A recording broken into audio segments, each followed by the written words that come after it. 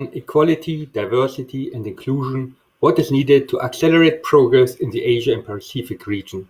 My name is Matthias Thorns. I'm the Deputy Secretary General of the IE, the International Organization of Employers. Equality, diversity, and inclusion is an important topic.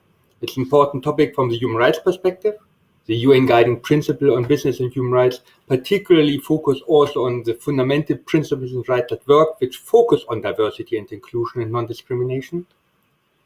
It is an important topic for the development agenda. Sdgs 5 and 8 and 10 directly focus in inequality, in inclusion, in equal opportunities. And of course, it's an important topic for companies. If you want to have the best talent, you need to ensure equal opportunities for everyone. At the IE, we had an important election at the beginning of this week. At the beginning of the week, we elected in our more than 100 years history the first female president, Michelle Pamelet from Deloitte. And we elected also in our history the first female spokesperson from the employers at the International Labour Organization. You might think, why does it take 100 years, more than 100 years actually, for the employers to elect the first female spokesperson and for the IU member federations to elect the first female president? And I agree with you. It should not take more than 100 years. But I think the message is clear. Change is coming, and at the same time, change is coming not quick enough. And that is the topic of this panel. How do we can accelerate progress towards SDG 5 and 8? How can we accelerate progress for equal opportunity, for inclusion, and for diversity? I have a great panel with me. To be true, we have two panels.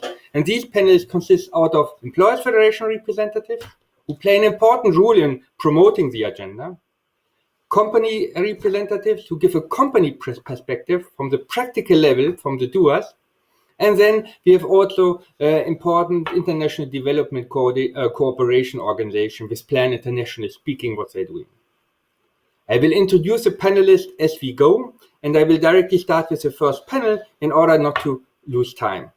In this first panel, we have with us Florence Willy, who is the Secretary General of the Employers Federation of Papua New Guinea. We have Dini Widya-Stuti, who is the Director of Plan International in Indonesia.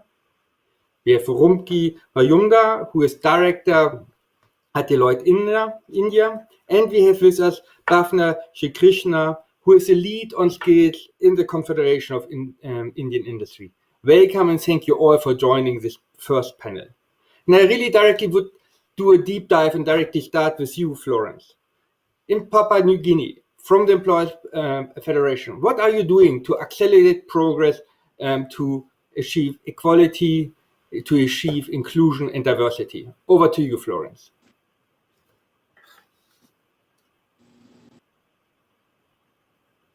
We can't hear you. You're muted.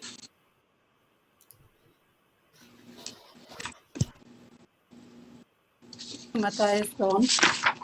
In Papua New Guinea, at the outset, my country, we've been independent for 46 years now. And so our contact with the modern world has been very short. And I do agree with you. It took the International Employers Organization to elect a woman president and a women speaker at the ILC. And so my country, we still have a long way to go. And one of the things we need to change is attitude and our cultural way of thinking in order to have the agenda on gender inclusion, diversity, and so on. I represent the Employers Federation here in Papua New Guinea, and in the Pacific, I would be a woman that's heading the organization, because technically a lot of the employer groups are headed by men, and so I'm proud to say that I head this organization. So one of the things we keep talking about is the role of women, the leadership role of women, and we also look at youth and their place at the world of work, and of course children who are vulnerable.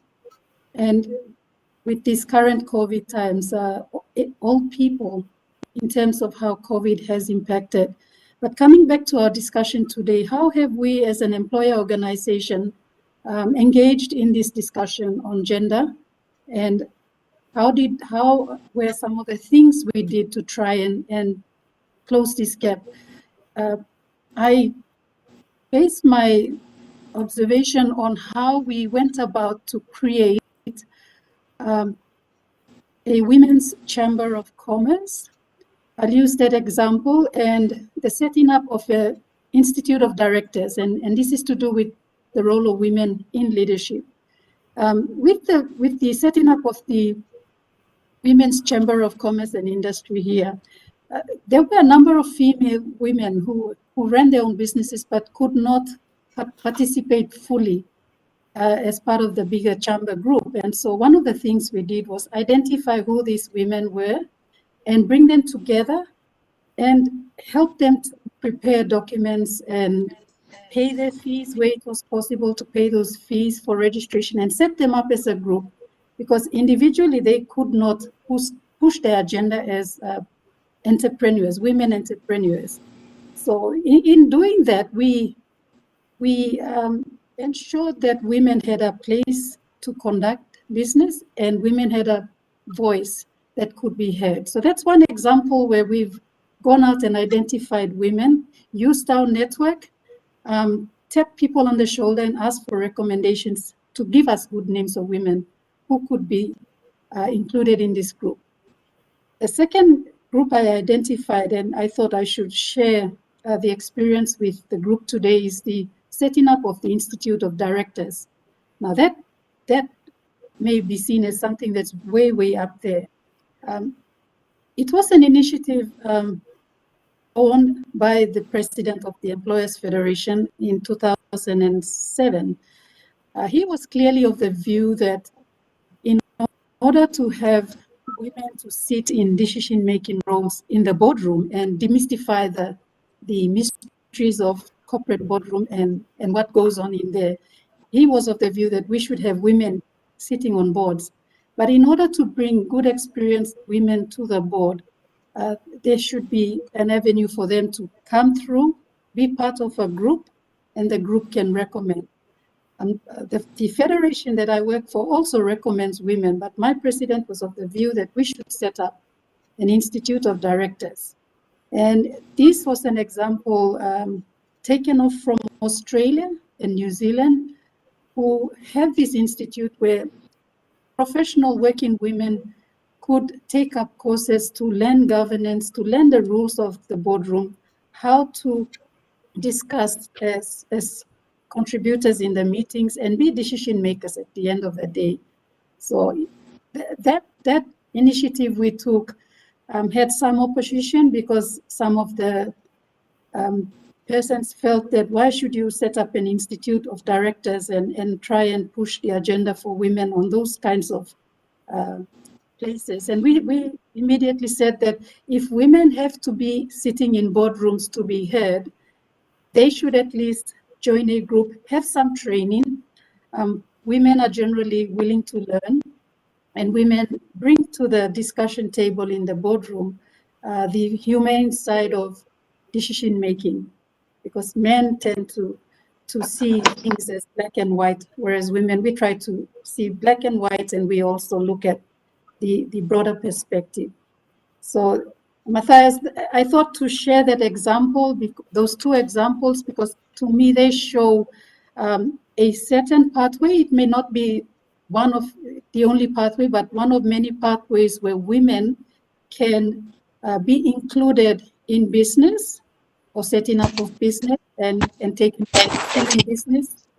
And I think the very important one that's the biggest agenda around the world is women's place in the corporate boardroom, and women becoming decision makers or part of the group that can make decisions within the boardrooms. So thank you. I leave that open and we can discuss more. Thank you, Florence. Really two very concrete, fascinating initiatives on female entrepreneurship and bringing women into boardroom. That's great. Thank you so much. Dini, I would like to come to you, but before I come to you, I would just encourage all our participants, if you have a question, a comment, a suggestion, just put that into the Q&A session. We will follow up. I will make sure we have enough time for that. We want to be as inclusive as possible. So please, everyone, use the chat function to bring in your questions, comments, and suggestions. Dini, coming for you, over to you. Plan International is, of course, a very important, very well-known development organization. How do you ensure through your activities in the region to promote inclusion, to promote equal opportunities? Over to you, Dini. Thank you, Matthias, and thank you for inviting us at this forum. I think I would like to share two things. One is something that we do internally, of course, because we believe that we need to walk the talk as well in terms of equality, promoting equality, diversity, and inclusion. So that's why in Plan we have also new countries that are set up its own national entity, like in Indonesia, to bring more voices from the South into the organization. As you know, this is a global organization, and we would like to have more and more decision-making participation from organization and people from the South. So that's where I come in. But we are in the business of making an impact for people outside of us, for the children's and young people, and especially girls. So this is where getting into SDG 5, which is very much the foundations and something that cut across in all plans programs. While we know, all of us know that investing in women is essential for development, in plan, because our focus in children, we're looking at girls, at young women, as a gap that has sometimes missed to be addressed. And these are, especially adolescent girls, are the age where our younger generation or future generations decide what will happen to themselves, to their future, through educations, to optimizations of their capacity building and leadership potential. So in particular, I would like to highlight SDGs 5 in these discussions, where some of the targets that really resonate with our programs in terms of eradicating all forms of discriminations and violence, including also risky practices such as child marriage, which we see still quite a lot happening in the world. In my country, in Indonesia, we are number 2 in ASEAN, in Southeast Asian countries, and number 8 in the world in terms of numbers of child marriage. During this pandemic, this has been exacerbated. We have programs by engaging with different stakeholders, including the media and the local leaders, and of course the young people themselves as the frontliners, as champions of change, to raise awareness that this is a risky practice, that this is really something that will hinder development of the country, and most importantly, the young people and the girls themselves, because they tend to drop out of school, then they will fall into this perpetuating cycle of poverty. During this pandemic, we've seen that there are increase up to 3 folds of child marriage, as we can be evidence from the request for dispensation. So in Indonesia, the minimum age is 19 for girls and boys for marriage, basically. But a lot of people then marry their kids off, or the young people also wants to get married before they turn 19. There has been an increase in child marriage, there's been an increase in dropout. So we are working with all stakeholders, with the government. Government is very committed on this as well, to promote this, to say that this is not right. We promote ways to keep the children, especially girls, stay in school, or if they are already out of school, give them vocational trainings. And I have to say that also private sector has been very important in this. We have working with a number of private sector. Also, you would like to know also, I think I need to note here that we also working with Indonesian Employers Association. That has been very useful in enhancing our engagement with corporate sectors, but also the government. So SDGs 5 for us is underlying the other achievement in other target of SDGs, including 8, of course.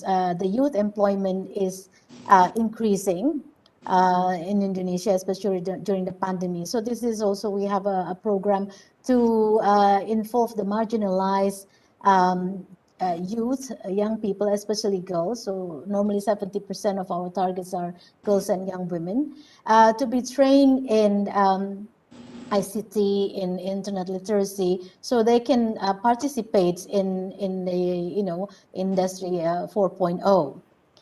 So this is some of our ways to ensure that we are contributing to the achievement of SDGs, Matthias.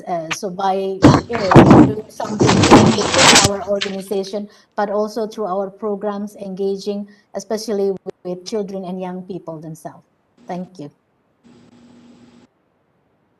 Was also on COVID, actually, because COVID has a huge impact, particularly when it comes on the unpaid care work, women who had to look after children who are not in school anymore, schools were closed because of lockdown. So that is an important topic. We will also come back later in this discussion about the impact of COVID. Thank you for that. I would like to go to Rumki. Rumki, Michelle Pamelet, your deputy CEO, became the first female president of the IB at the beginning of the week. We are very proud to have her. Now, focusing on Deloitte's activities on the ground to promote equality, to promote equal opportunities. Can you tell us a bit more about that? Sure. First of all, I would like to thank the organizers for giving me this opportunity to speak at this prestigious forum. And I'm delighted to talk about the initiatives that Deloitte has taken to address equality, diversity, and inclusion. Now, we recognize that globally, millions of people are being left behind, unable to fulfill their aspirations and potential in the fourth industrial revolution. So at Deloitte, we believe that we make the greatest social impact when our professionals use their skills and their expertise to help people to develop job skills, improve educational outcomes, and access opportunities to succeed in this new economy. World Class is Deloitte's worldwide global initiative, which seeks to prepare 50 million futures for a world of opportunity by 2030. This bold initiative exemplifies how we live our purpose, make an impact that matters, and by addressing global challenges in the society. By aligning around a common goal and a mission, we are focusing our resources and making efforts to make a meaningful impact on a shared challenge worldwide. Now, we aim to deliver this by 1, focusing our core skills and experience and global reach to prepare and empower people, especially women, to take advantage of the rapidly changing world. Second, using our capabilities to enable educators and businesses to deliver the skills individually really need to meet the future job demand. Third, create simple solutions like facilitating collaborations with corporates and even government institutions, aligning with local schools and non-profit organizations, and amplify the existing efforts of various organizations. And the fourth is make progress on equality, diversity, and inclusion by focusing on improving girls' retention in school rate, higher educational outcomes, and skill development for women to access employment.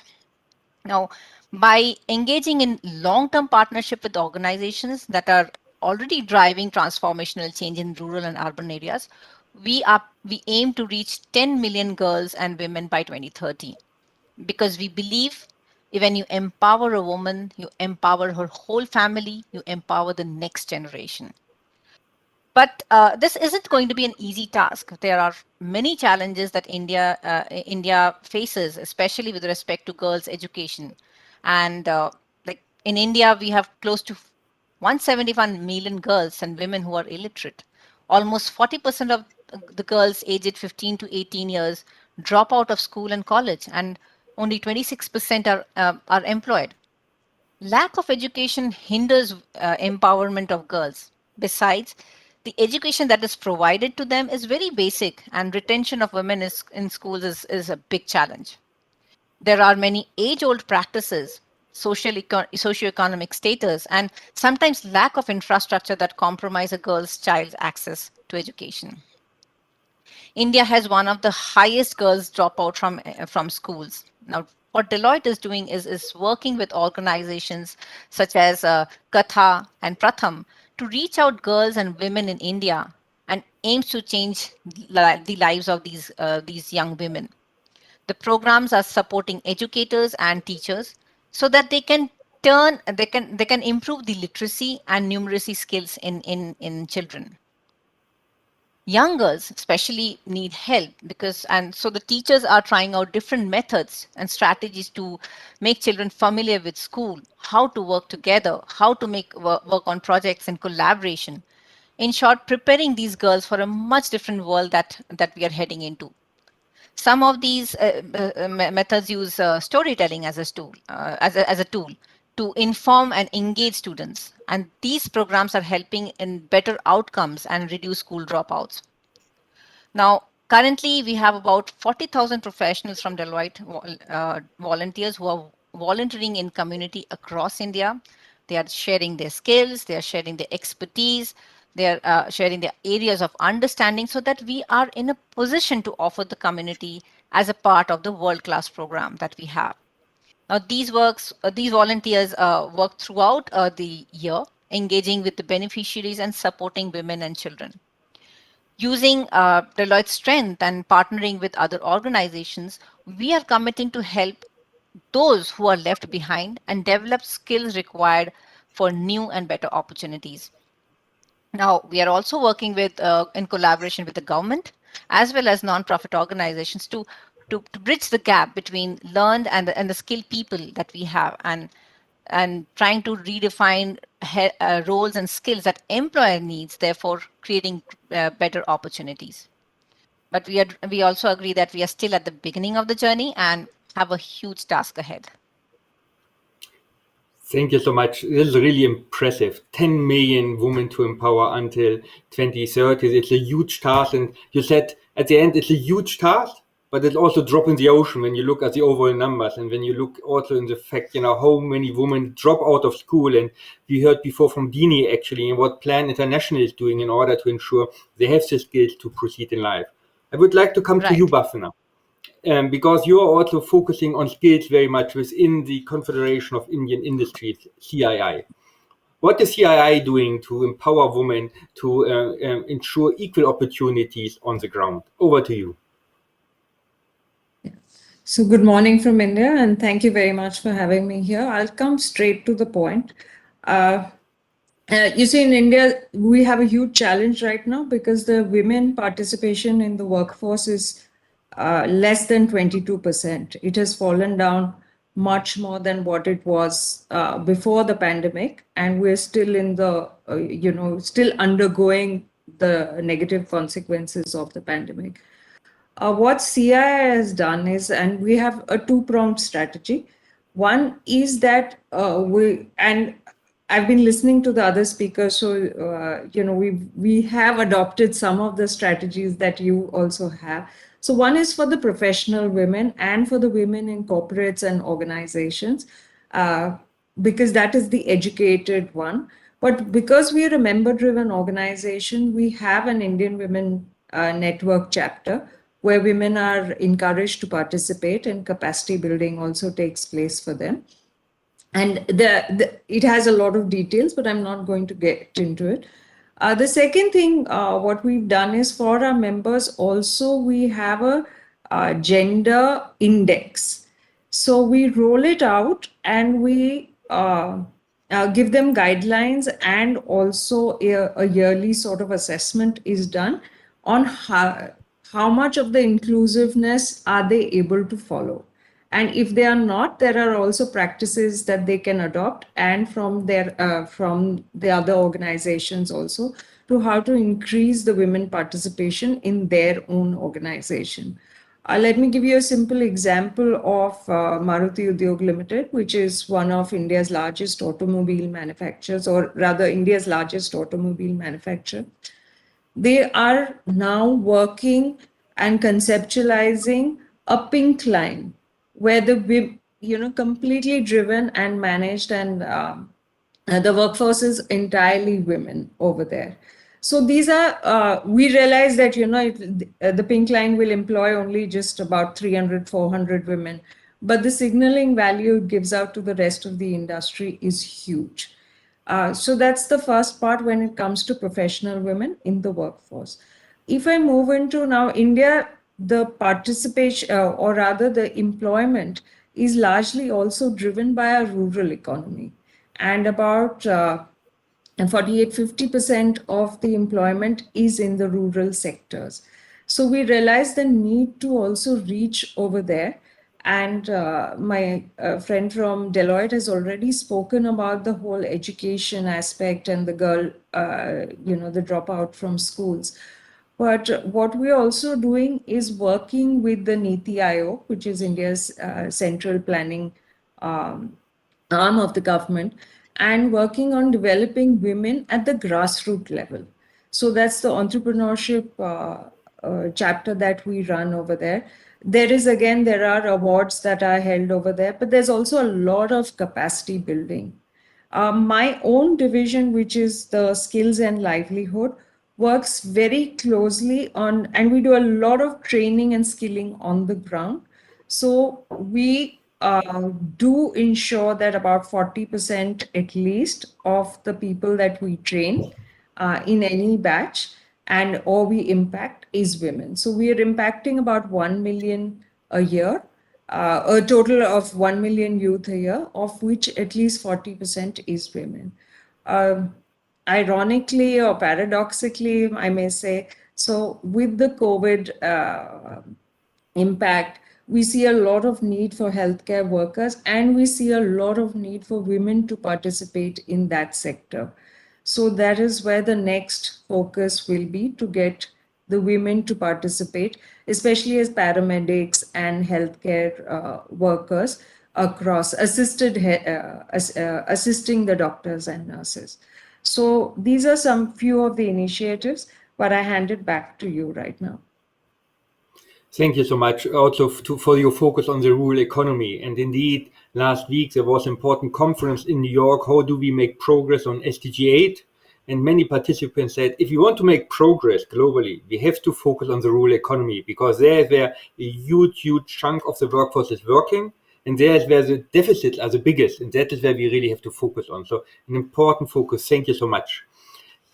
I really would like to encourage our participants, our audience, to ask questions. I can't see anything so far. It might be also that I don't understand the technique, so I will not, exclude that option. But anyway, so if there's any question from the audience, perhaps also the colleagues from the tech advice can help me if there's a question.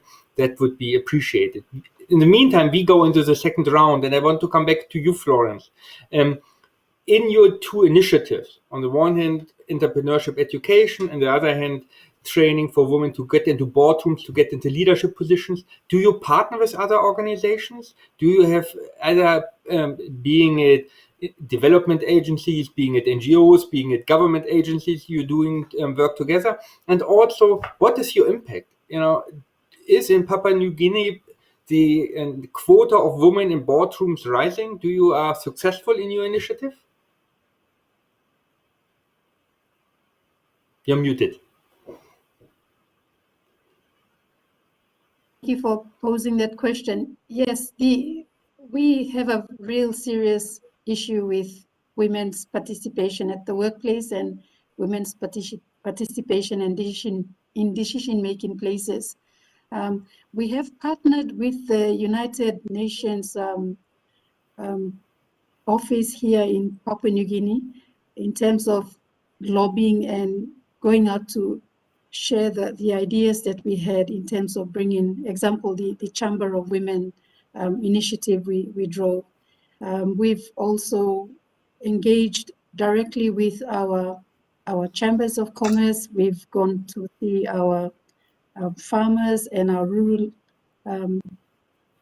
employers who are out there who have been very helpful in terms of the kinds of objectives that the women Chamber of Commerce should have.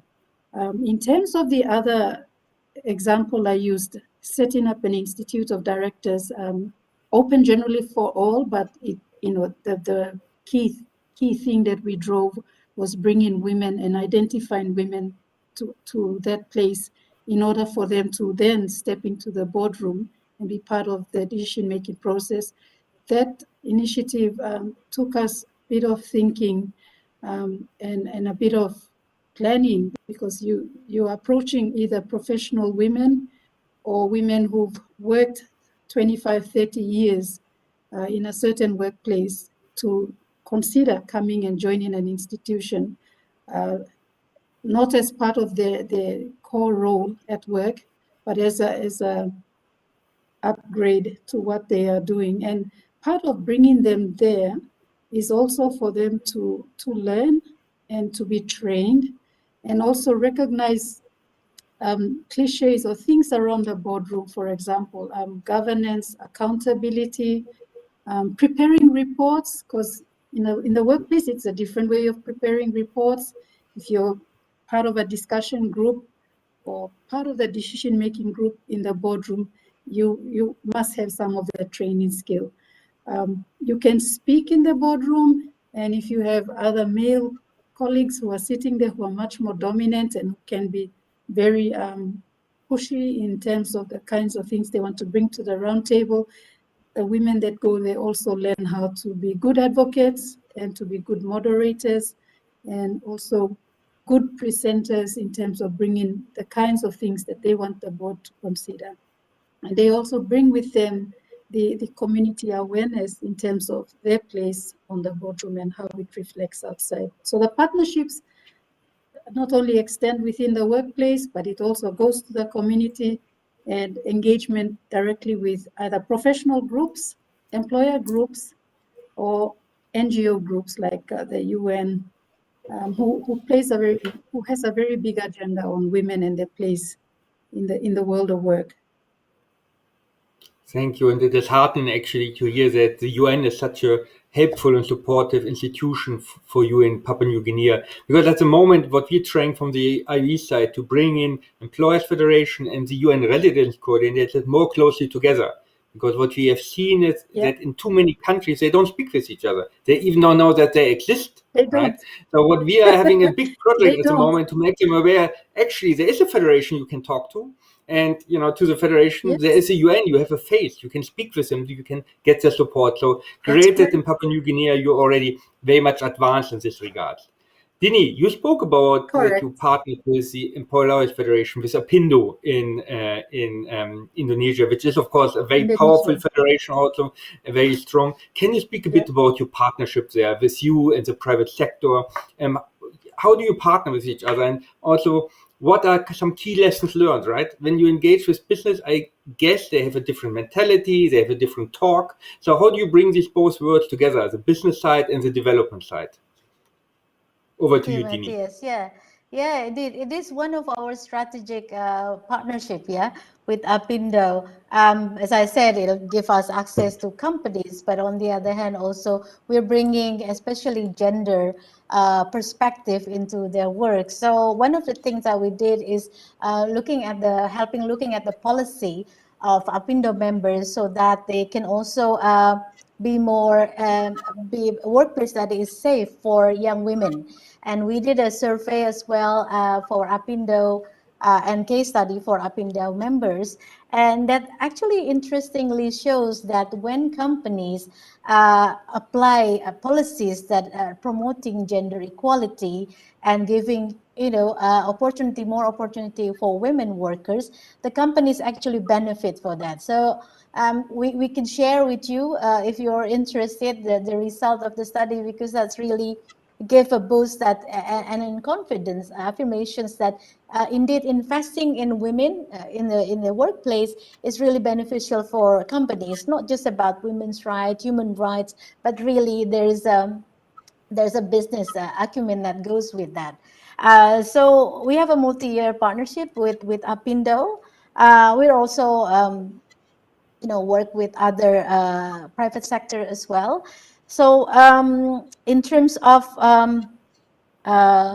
also, especially in SDGs 8, right, on employment. So we also benefited from, of course, Apindo's technical expertise when it comes to business as well, that help us as well. Because we have two parts. One is employment for young people, and the other one is entrepreneurship. So we can access both through our collaborations with Apindo. Of course, there are some, different jargons and different currencies, but I think it is helpful also that more and more business these days have a better understanding about the business and human rights principles, that it is really important for the company as well to have this also profit, planet, and people within that as pillars of their business. So in a way, it is easier actually to talk with business these days than I say when I started my career 20 years ago. But also the NGO people are learning to try to understand, like, okay, when we talk to the CSR people, when we talk to business, we need to understand where they're coming from as well. So I think that same, if we talk to the government, we also need to understand their interests. What things are important for government. In this case, with business, what are important? So I think what is really important is to find a shared values and shared purpose, because as Indonesian employers, they're also Indonesian. They also share, our targets for SDGs to improve the future generations through educations, to vocational trainings. And these are the things that they know how to do. So we're facilitating that. We're bringing the young people and the business together. So it has been very fruitful collaborations, really, Matthias. Great to hear about this partnership, because we all agree at the end of the day, these systemic challenges which we're facing when we speak about inclusion, equal opportunities, we only can do it together. No company, no actor can do it alone. So thank you for that. Rumki, we already mentioned briefly the impact of COVID on the equality agenda, on the agenda to accelerate progress towards equal opportunities. Can you give us a bit of insight, a bit of data, what the impact of COVID is? So the pandemic has a widespread implications on both economies as well as societies. Now, our research suggests that economic, social, and health consequences on women and girls have been significant. In fact, it probably has widened the existing gender gaps and reversing the decades of positive gender shifts that we had seen before the pandemic. Now, as businesses and communities attempt to rebound from the lockdown while continuing the social distancing, the gendered economic impact is probably the most tangible one. Now, we think there will be three impacts on this aspect. One, the economic. The negative economic impact will be in terms of loss of livelihoods, which has been largely observed in women, especially employed in the informal sector. Now, before COVID-19, women employed in low, medium skilled jobs and saw huge wage disparities.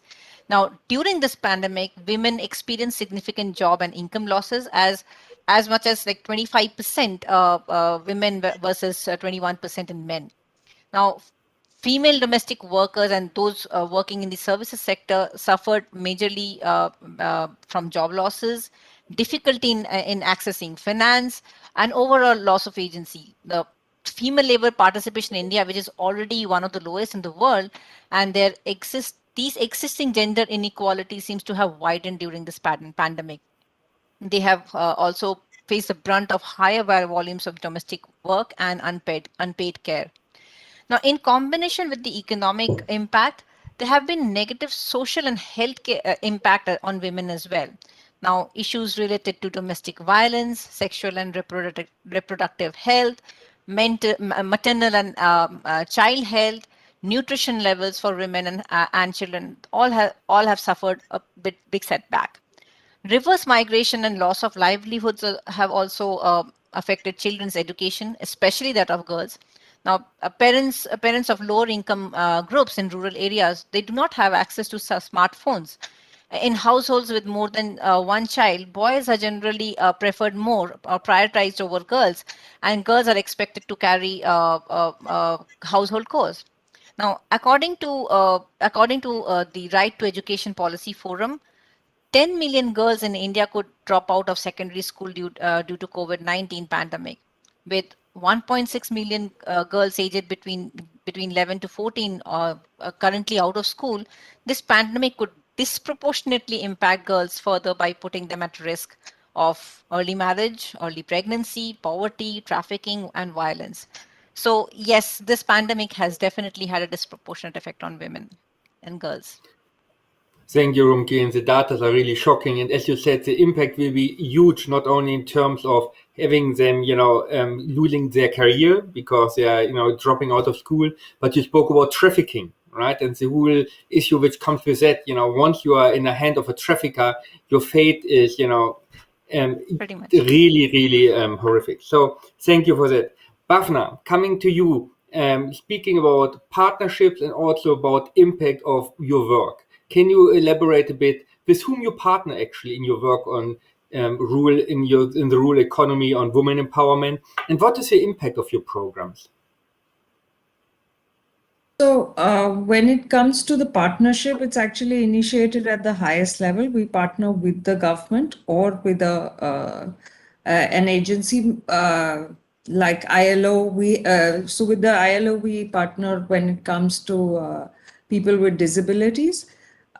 So we initiate a partnership right up there and that's when that is used to do some research, to get some data, to also get the entire nation's access. So we need access to a lot of locations within the country as well. But at the private sector, we will and we do gather corporate social responsibility funds from all our members. So the partnership also exists at a funding level from our members for these specific areas.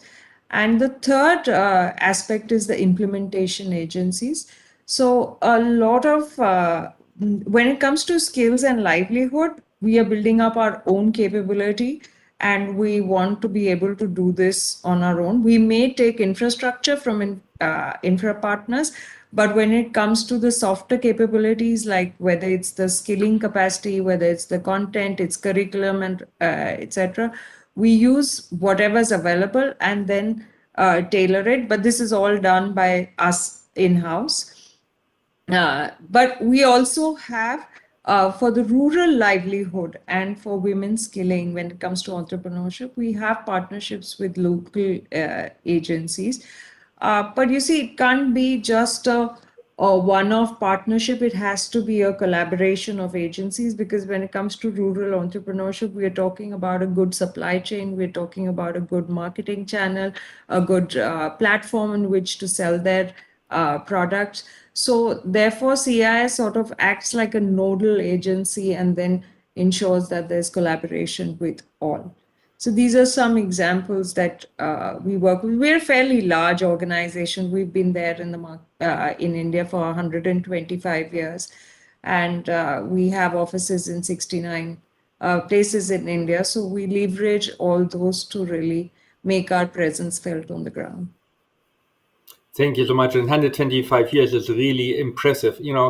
IB is 101 years old, and I always thought we were one of the oldest. But it's good to know that actually we are not the oldest. We are pretty young when you look at the organization you are representing with 125 years. Thank you so much for the first panel. This was really great, extremely helpful, good insight. Thank you so much. And I directly would go to the second panel. And in the second panel, we have a bit of focus on the framework conditions. We will focus a bit on whether legislation is the enemy or is it the promoter of equal opportunity, of diversity and inclusion. I think it was beginning of December last year, it made a big headline, at least here in Europe, that in Russia, the first female train driver was employed. And indeed, she had to go to court in order to be allowed to be a train driver, because so far in Russia, women were not allowed to be train driver. And this is not about singling out Russia. There are more than 100 countries in the world which prevent women to work in certain professions just because they are women. So it is not about one country singling out here. The broad majority of countries actually are preventing women to work in specific occupations. So the question is, on the one hand, this whole issue about legislation, which role legislation plays. positively and to promote and accelerate diversity, inclusion, and equal opportunities, but also perhaps in how far legislation hinders, is a barrier in this regard.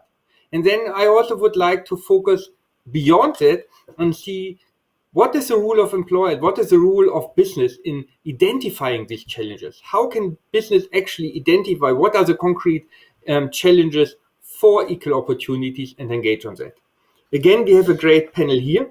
I would like to quickly introduce them. With us is Jose Roland Moya, who is the Director General from the Employers Federation of the Philippines. We have with us Jasmine Bigun, who is a Director of Corporate Affairs of Microsoft. We have Tomoko Hasegawa, who is the Managing Director in Kaiden Ren, that is the Japanese Business and Employers Federation. And we have with us Shubha Shekhar, who is the Human Rights Director at Coca-Cola in India. Thank you so much for joining this panel. I wanted to start with you, Jose Roland. Are you there? I can't see your camera. Here. Perhaps you switch on your camera? Yes, we can't see you. I think it's switched on. We can't see you. Yeah, I'm switched on. My You switch camera on. is on. We can't see. But anyway, we start with you. Thank you so much, Jose Roland. You are the Director General of the Employers Federation in the Philippines, a big and very important federation. How do you engage in the whole matter on legislative developments? How do you engage in identified challenges for equal opportunities in your country? Well, employers and business membership organizations must include equality, diversity, and inclusion as part of their advocacies. They must establish a mechanism where the advocacy can be discussed, where experiences, policies, programs may be exchanged among their constituents in the business community, and where challenges and opportunities around these issues may be addressed. In the case of the Employers Confederation of the Philippines, for example, we revived and revamped its long inactive Women and Gender Committee in what we now call as Diversity and Inclusion Committee. The committee is part of ECOP's commitment during the Philippine launch of ILO's business case for women in business and management.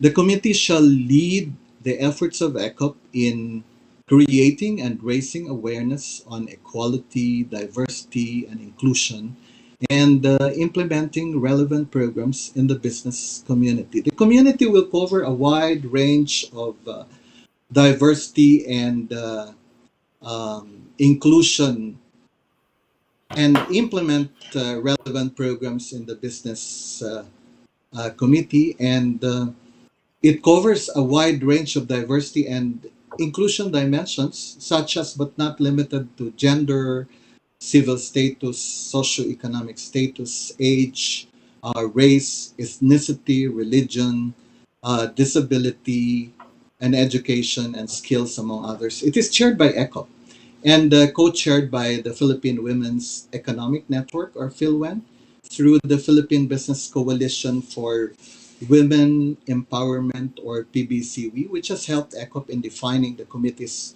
terms of reference. At the moment, there are around 15 member companies which have signed up as members. This number is expected to grow based on the result of a survey which we recently conducted, where around 50% of the 76 company respondents expressed interest to support and collaborate with ECOP's Diversity and Inclusion Committee.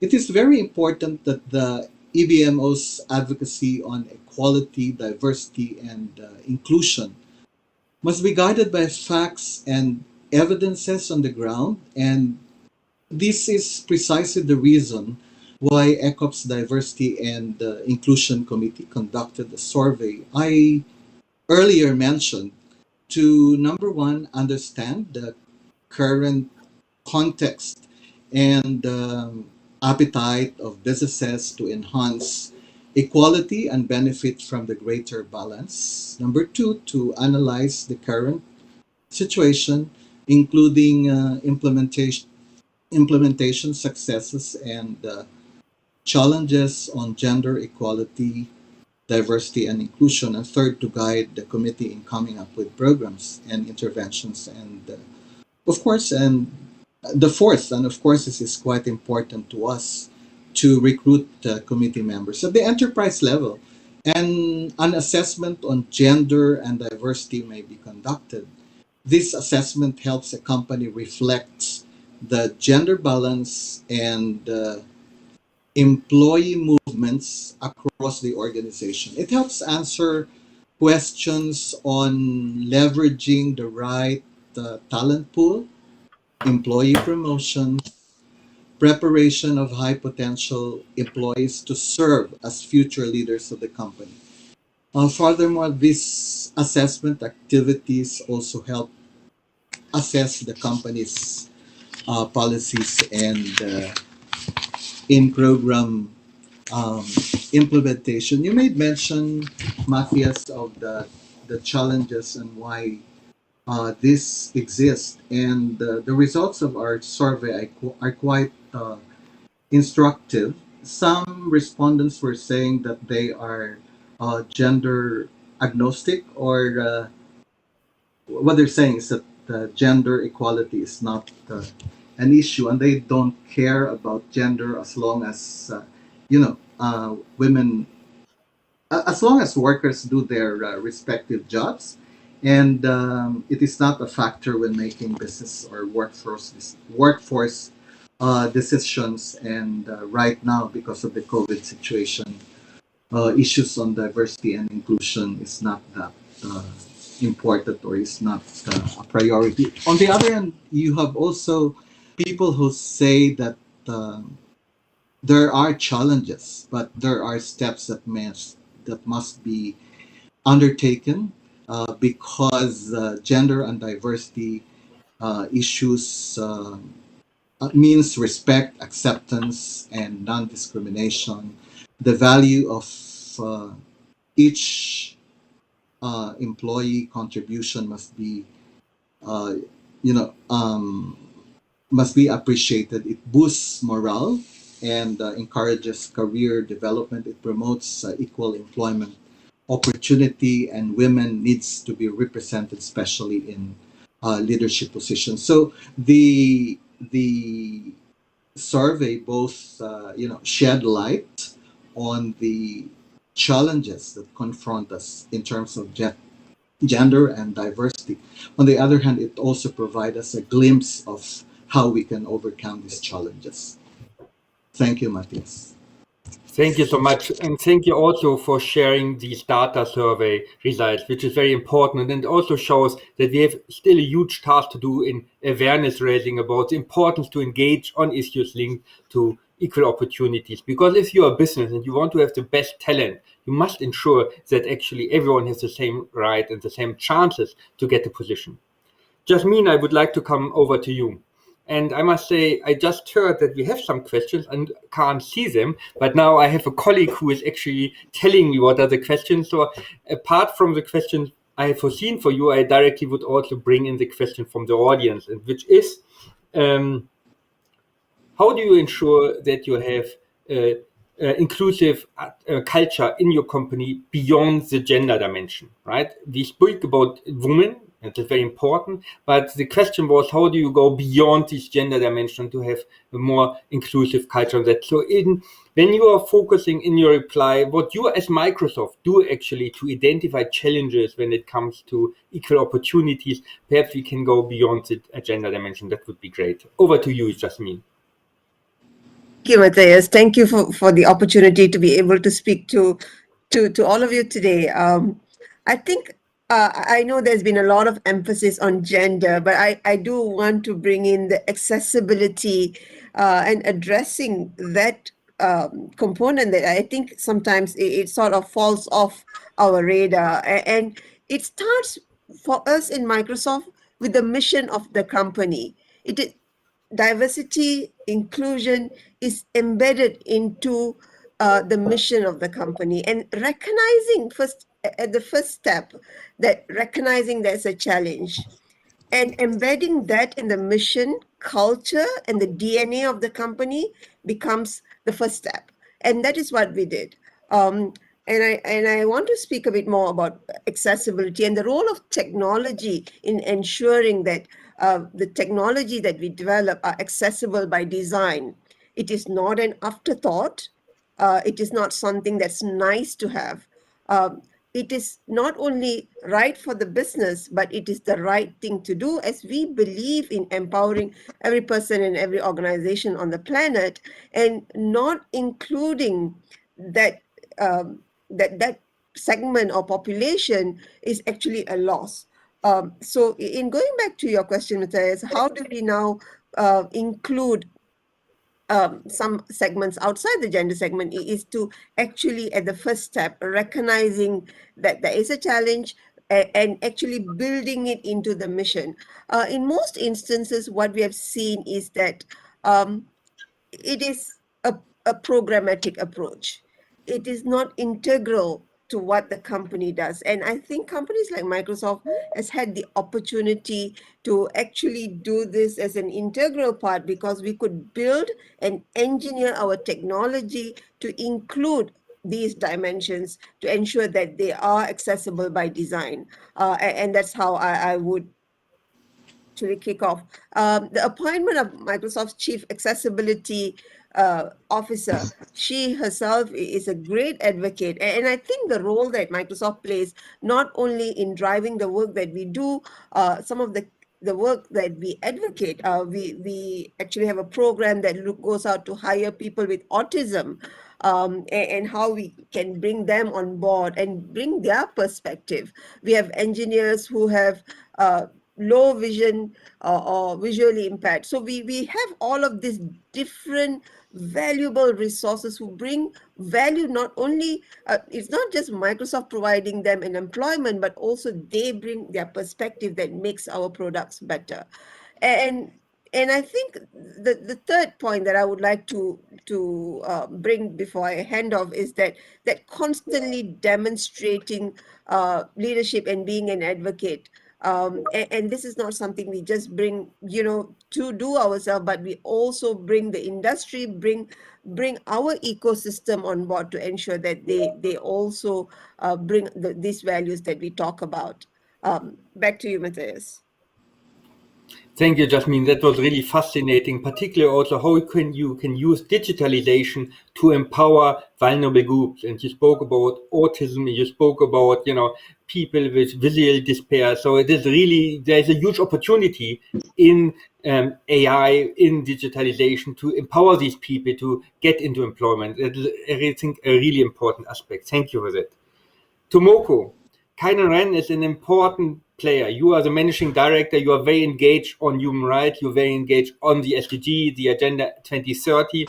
So as one of the really economic pillars in Japan, how do you engage in Japanese policy making to open up space for women in the workplace, in decision making? Over to you, Tomoko.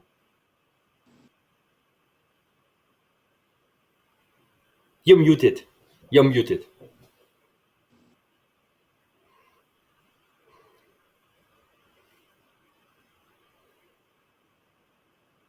Thank you, Matthias. Sorry. No Thank you worries. for this opportunity. And this, in response to your question, let me share you some slides, please. So a few words about Keidanren, Japan Business Federation. Keidanren represents more than 1,300 big Japanese corporations. And next slide, please.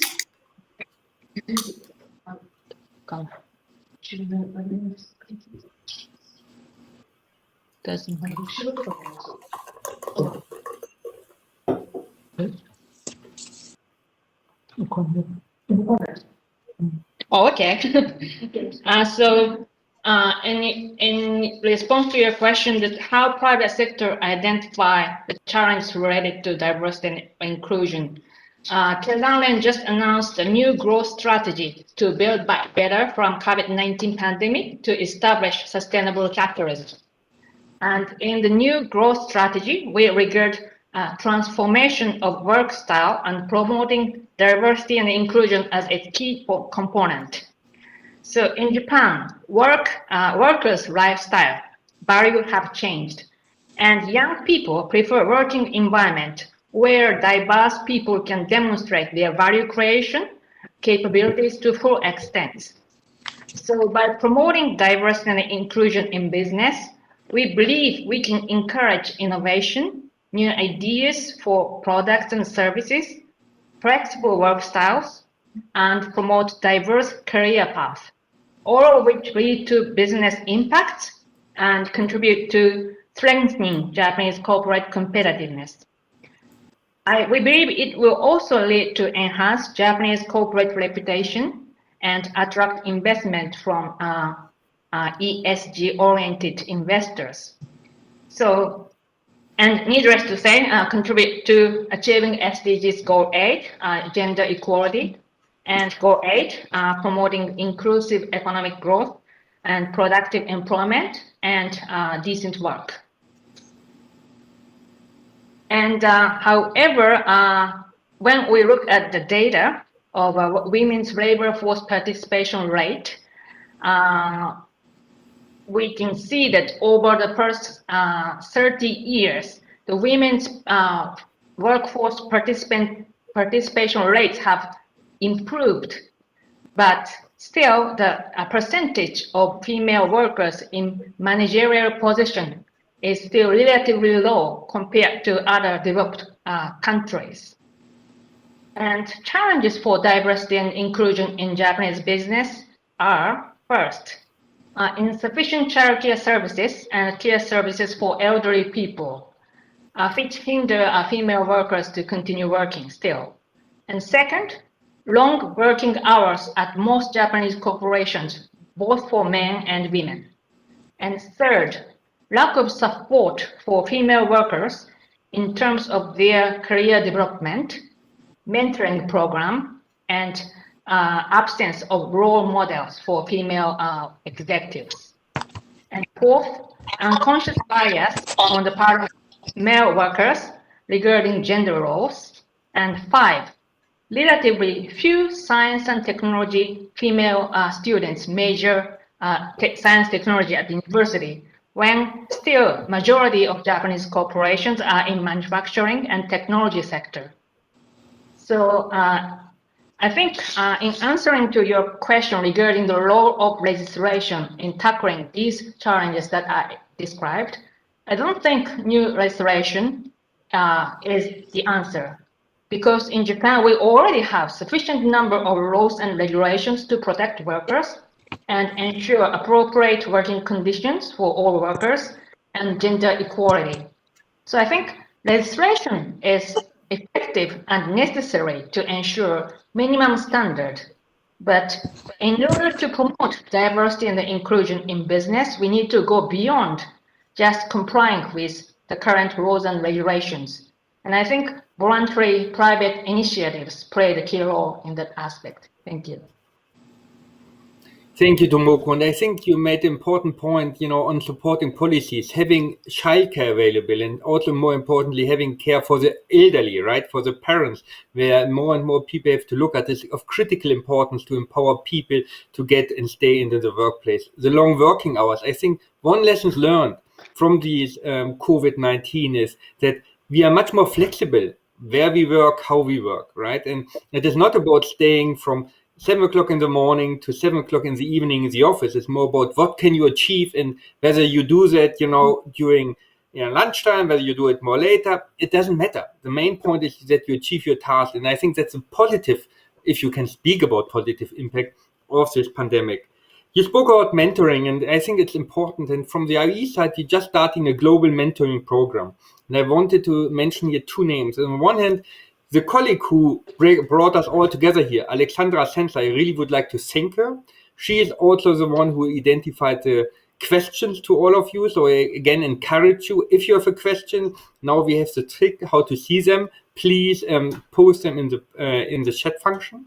So I really would like to thank Alexandra for her great work for this panel, and Agostina Morni, who is the IB advisor for Asia and the Pacific, and she is also the IB advisor who is responsible for equal opportunities for diversity, and she has established this initiative on this mentoring program we're having.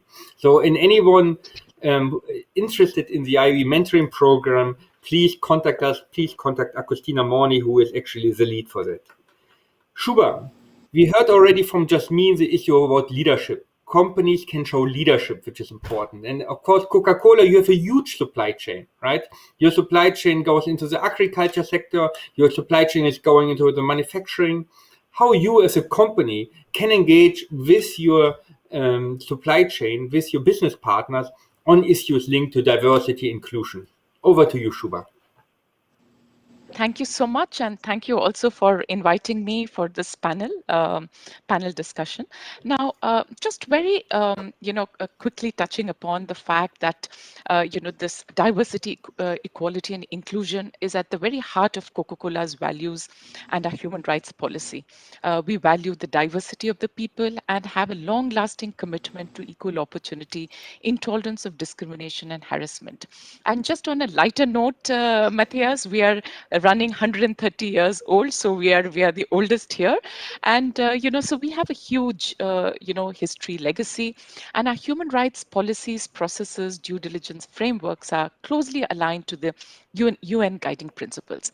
Now, with respect to our locations and in our supply chains, we use the due diligence approach as a means to identify the challenges in our own workplace and that of our bottling partners and suppliers. And also we go deeper into beyond Taiwan, deeper into a supply chain.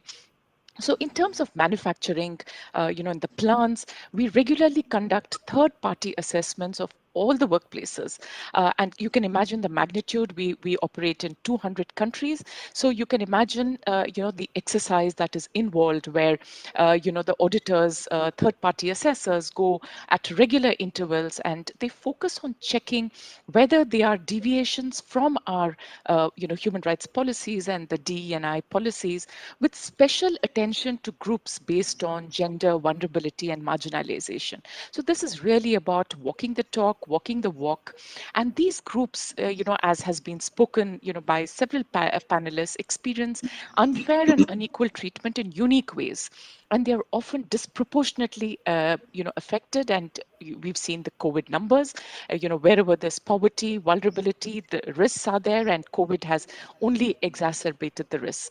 And so, if you look at the kind of, groups which are likely to be in part of our supply chain, given our sector and our business model, it would be, the foreign migrant workers. There's a huge number of people, modern slavery, debt bondage is an issue.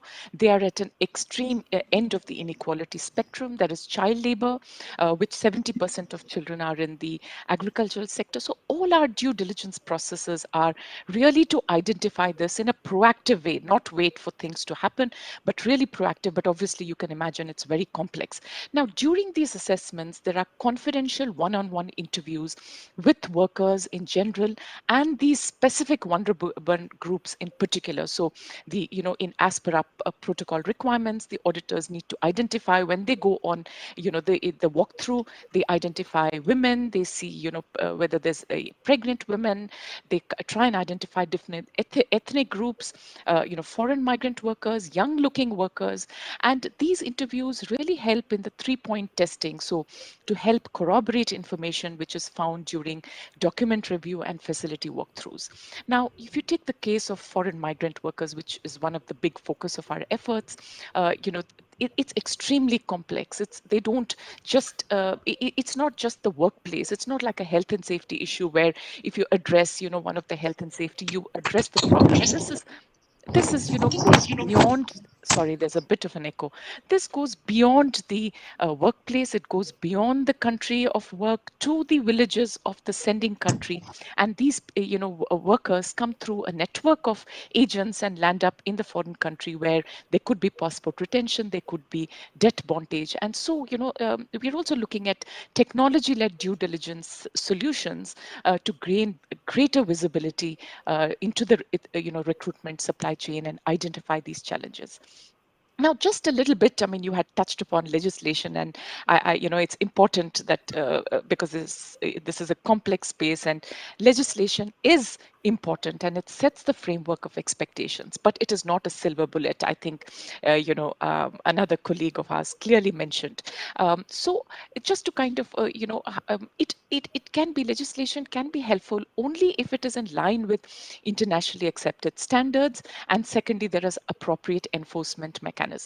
And if you take examples of multinational corporations which operate in a number of countries, in our case 200, but Microsoft, so many others in multiple jurisdictions, there are inherent risks in some jurisdictions to lack of regulation or discriminatory legislation. I mean, we could have a legislation actively against the principles that we are looking at, or subpar regulation or weak enforcement mechanisms.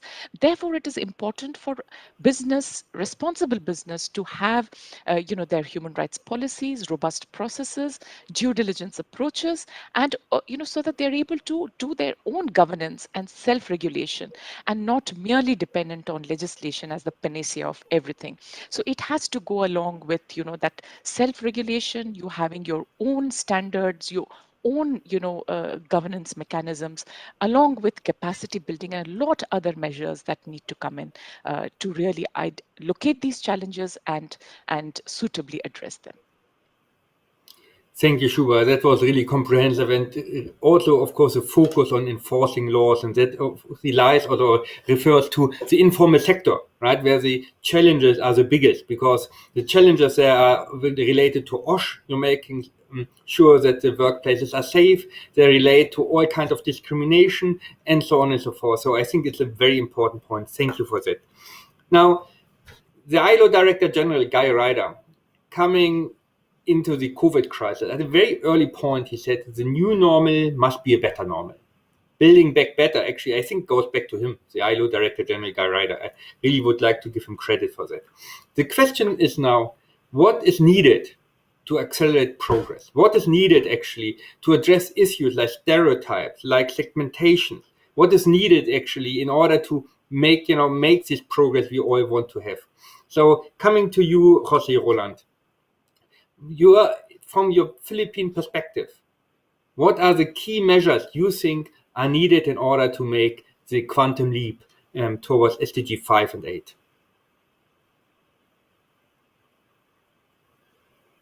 Jose, you are with us?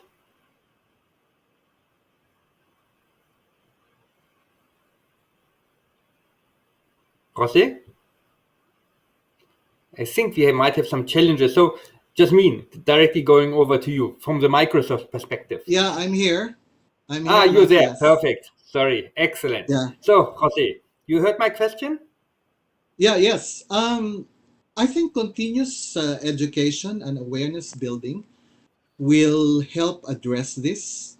We need to make adjustments as to how to educate the learner and be able to speak their language and successfully communicate the benefits of diversity, inclusion, and equality. For instance, there is a different way to communicate to a government agency versus a private company. In the same way as there's a certain way to communicate to banks versus real estate companies, mainly because all organizations have different priorities, different cultures, different orientations. In addition, documenting and sharing best practices across companies and across various industries help engage business groups, industry associations to make diversity and inclusion practices and indicators integral in their organizations. On a practical and a more and on a wider scale, we also need to realize that diversity, inclusion, and equality begins at home. It is the duty of the older generation to educate the young on this and make it a part of their DNA. The other results of the survey we conducted are worth sharing.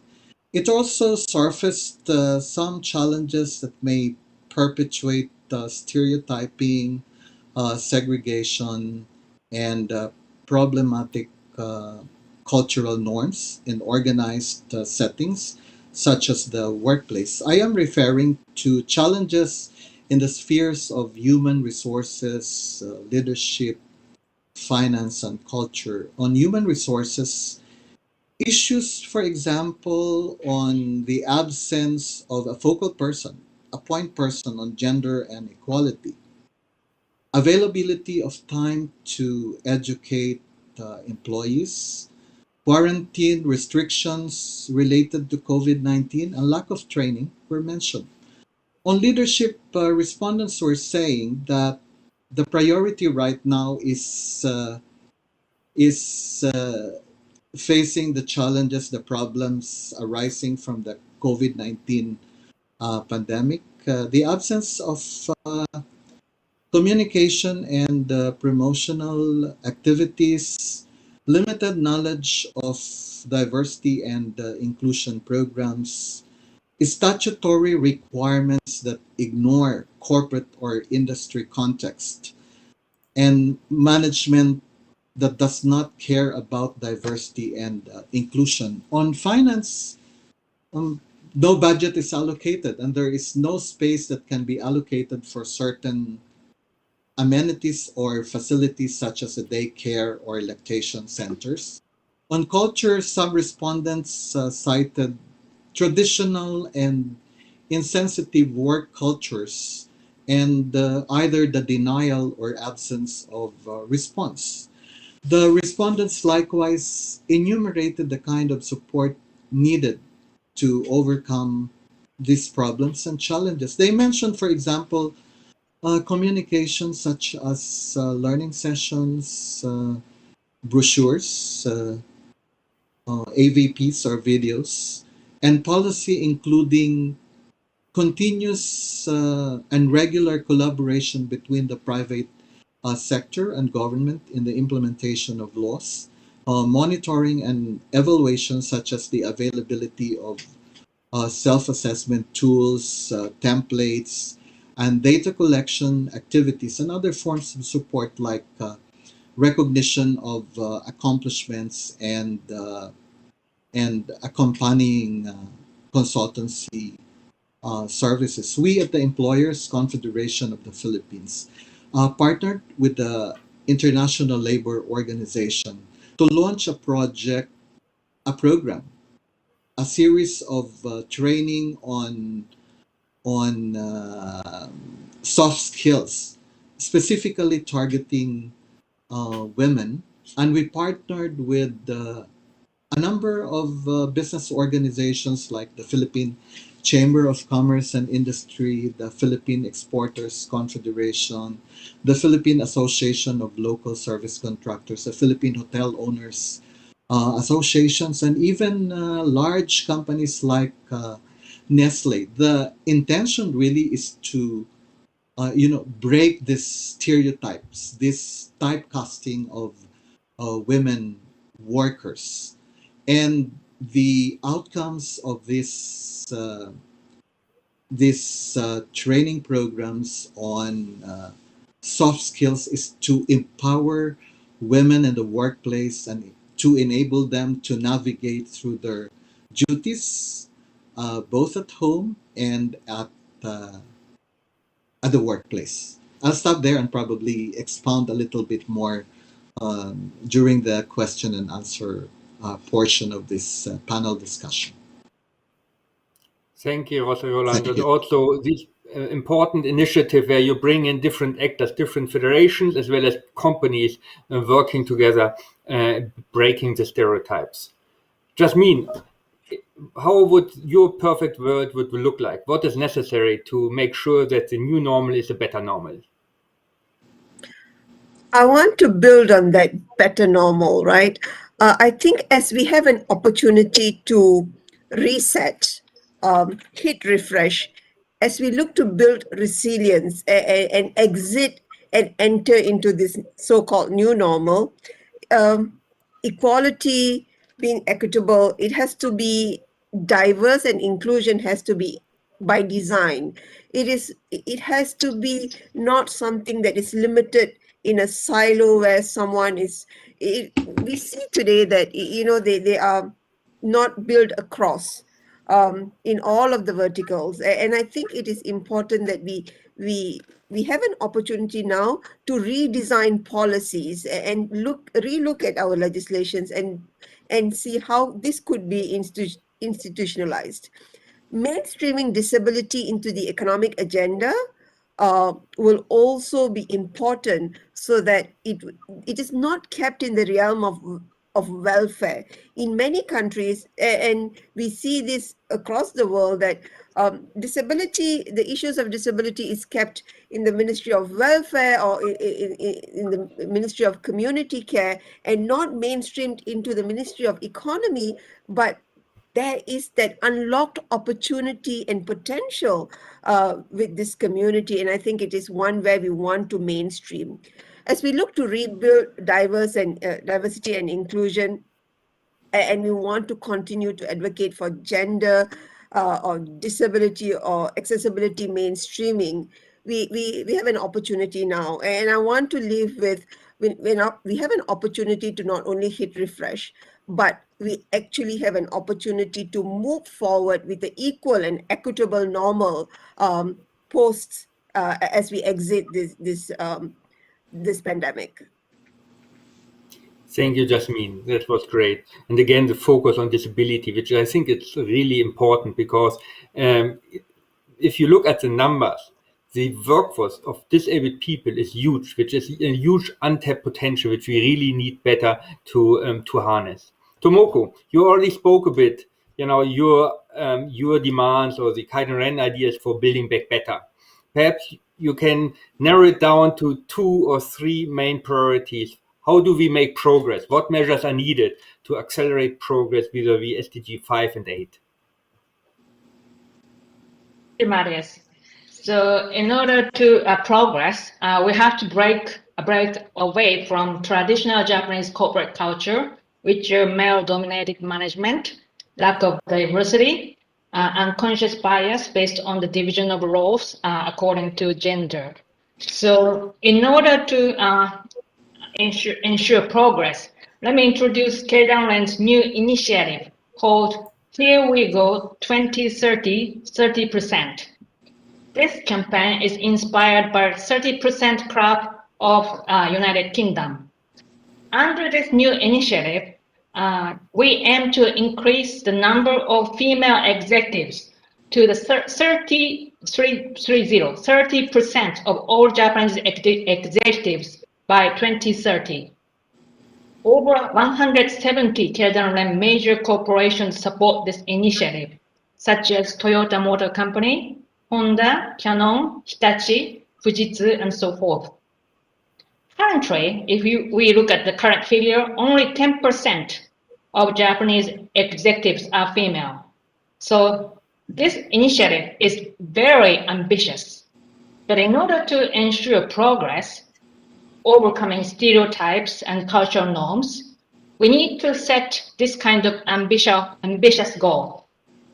Under this initiative, corporations should position diversity and inclusion as its key corporate strategy. By focusing on corporate executives, the decision-making body of companies, we will accelerate initiatives to apply perspectives of diverse people, including women, to the operation and corporate governance of major Japanese corporations. Expected benefits to corporation include recruitment and retention of talented young people, and product innovation, enhanced sensitivity to changing business environment, and improve crisis response capabilities. So Keidanren will provide career development support in line with each career stages of female, strengthen the talent pipeline to create business environment that can maximize the performance of all employees,